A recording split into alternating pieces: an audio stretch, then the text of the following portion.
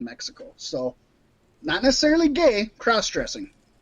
And it's actually a huge genre down there. They got whole exotico leagues and stuff. So it's pretty normal and popular. Top 10 of the best.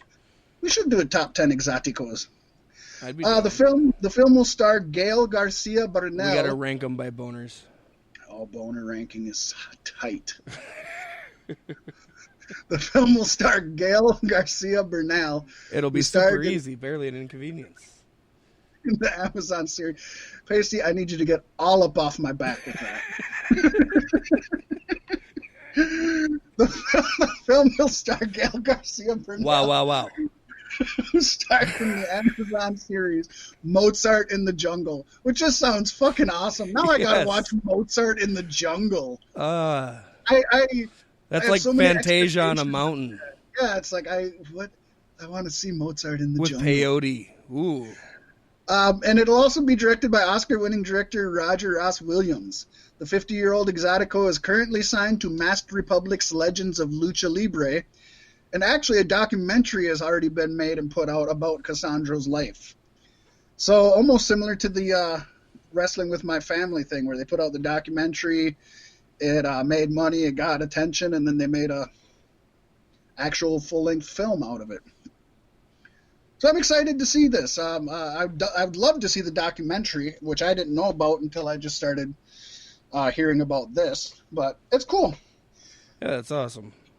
And for folks that don't really know exoticos, I think it'd be a good way to get kind of a lesson on them and see what it's all about. I'm excited to get to know. That's something I'd never heard about until this very moment. As I'd assume, a good portion of our fans as well. Sounds like a fun time. Several older documentaries focusing on Bret Hart have quietly been removed from the WWE network. There's no word yet on what led to the removals. Cough, cough, debuting the AEW Championship. Cough, cough. But it's possible the documentaries may have been pulled off if they featured footage of the Hitman from his Stampede Wrestling days. While WWE owns the Stampede Wrestling tape library, the Hitman owns the rights to his matches from that library as he purchased them from his parents, Stu and Helen Hart, before they passed away. He got way cooler shit from his parents than I'll ever get from mine. Can I buy my own matches? Hey, it's smart. Spoiled is what it sounds like. Well, I'll tell you what, the Beatles were kicking themselves that they didn't buy their own songs. Michael Jackson took them to the grave with him. Yeah.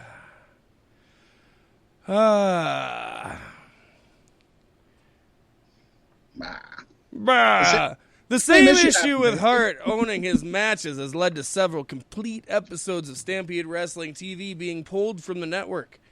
Since the removal of those episodes, WWE has only used matches from Stampede where Hart does not appear, as the two sides were unable to come to an agreement on the usage of Hart's matches from them.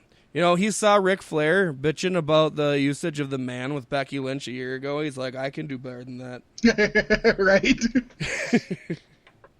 It does kind of suck. Stampede Wrestling has had some amazing wrestlers in them, but God, Bret had some really awesome matches back in Stampede, and it's just it's a shame. I wish they could come to an agreement where WWE could pay him a royalty, but WWE, we know how they are. But isn't he's Legacy Club. He's in the Hall of Fame. He should be getting steady money from them already. It's kind of a greed move, isn't it?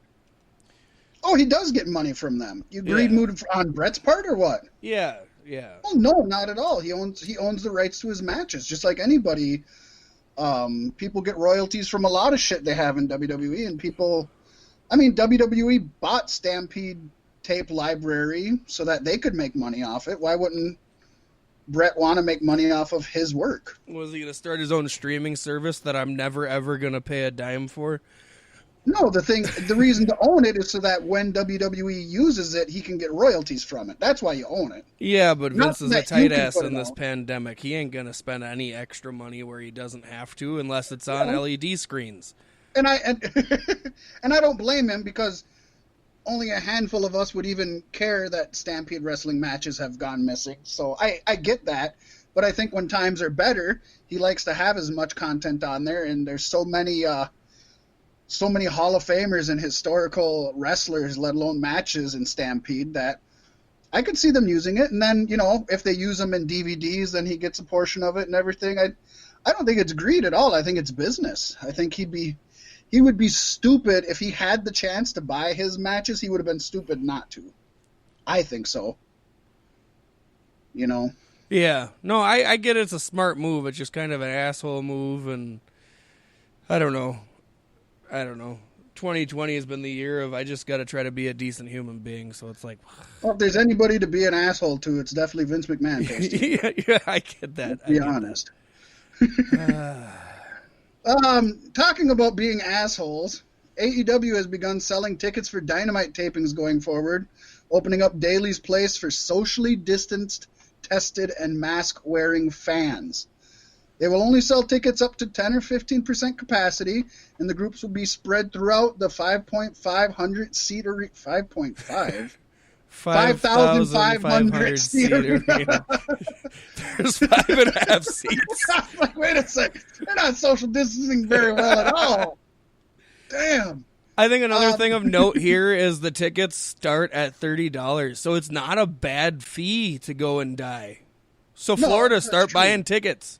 Let's call the herd. Drain the swamp, as one would say. I like it.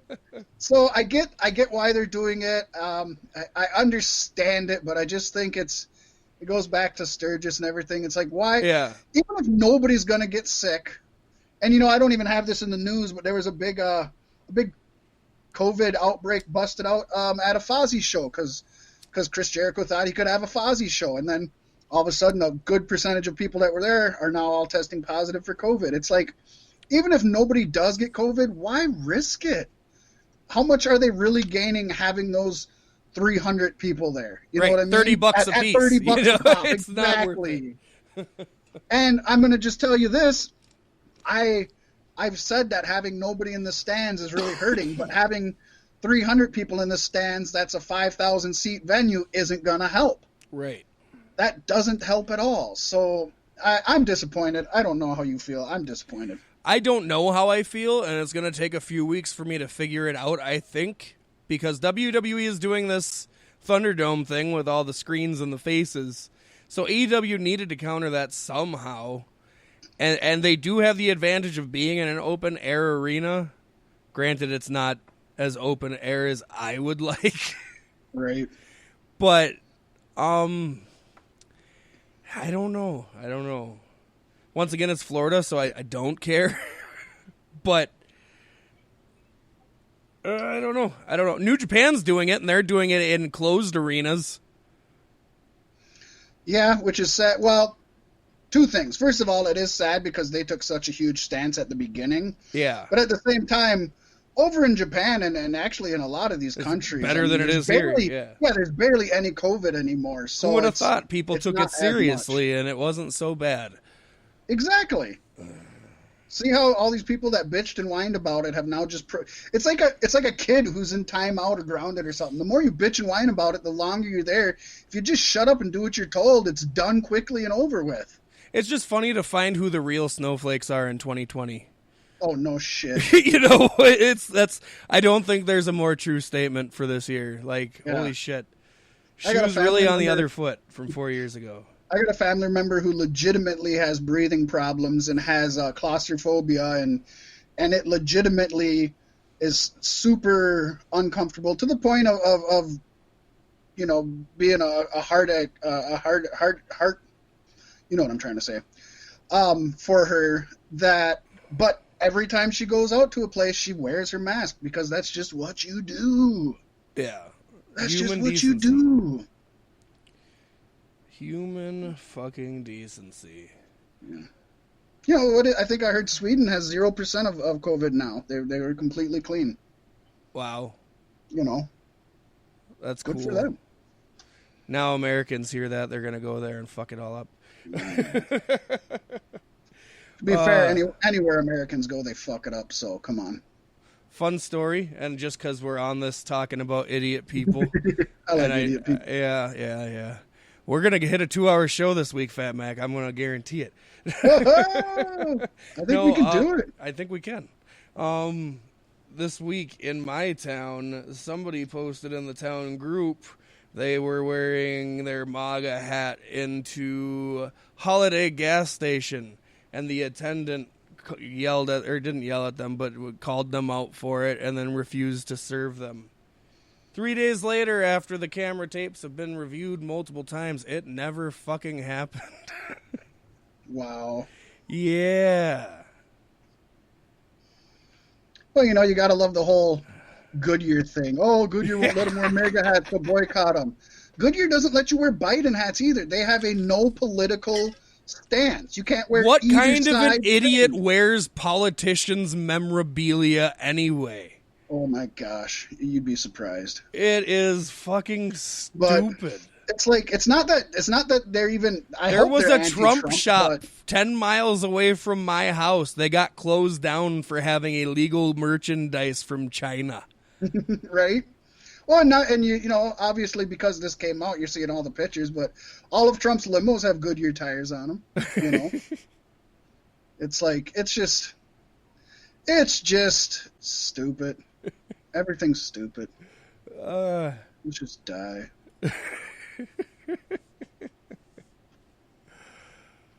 It's fun times. Yeah. Where are we at? Now it's time for some coming and some going. And of course, as we said earlier in the night, longtime WWE broadcaster Renee Young has given notice that she is leaving the company. Young has been with the company since 2012 and is married to Jonathan Good, better known as AEW's Bad Boy World Champion, Jon Moxley. News of Young's departure from WWE was first reported by Outkick. Ow! With PW Insider reporting that she informed WWE of the decision last week. At one point, Young was reportedly working under 2 contracts, according to Wrestling Observer newsletter. She had an employee deal with WWE, which allowed her to give notice when she wanted, and a second contract with Fox for the WWE Backstage show, which was nixed a few months back. I didn't even know that was gone, to be honest. Yeah. CM Punk apparently isn't that good for ratings. I guess not. That contract was canceled when the show was pulled from Fox Sports 1. With the Fox contract no longer in play, Young was able to leave WWE without any lingering obligations. It was also noted that Young agreed. That's why they brought back Talking Smack. That was trying to entice her. Hey, if you come back, Right. we'll bring back Talking Smack. It was also noted that Young agreed to work through SummerSlam weekend. There's no word on if WWE will use her on any of the shows this weekend, and it's unclear exactly when she will wrap up her duties with the company. Rumor has it she is looking to maybe go with Fox or ESPN. A lot of people are saying AEW. I think she would make an excellent addition to the announced team. I think she'd be dumb not to go to AEW. She's got obviously the family connection. Yeah. She's super talented. They're a more young and diverse company, so she hits those. WWE fans don't want to see a woman on their show, and actually, I guess if you read on the internet, then AEW fans don't want women on their show either, I guess. But I think she'd be a great fit. She'd be a great fit anywhere she goes. ESPN, Fox, Yeah. AEW, stays with WWE. No matter where she goes, she's super talented. Personally, I would like to see her I would like to see her flourish outside of the wrestling bubble. Right, do like a Jonathan Coachman thing. Yeah. That'd be great. Yep. I think anywhere a face and a voice is needed, she can be that person. She's got a lot of potential in her. And I will say WWE tried with her. I'm not going to say that she was wasted there. I thought they did a good job with her. No, but she was very front and center for her tenure in WWE. With her husband being a major guy in the competing show, it just makes sense to leave. Even if she doesn't go to AEW, it just makes sense. Right. Conflict of interest. She's never going to get the benefit of the doubt with him being there. No, it's a conflict of interest. When it comes time for promotions and shit, she's going to be the last one considered. She's not the only one leaving Pasty, because Joe Belcastro, head writer of NXT, has reported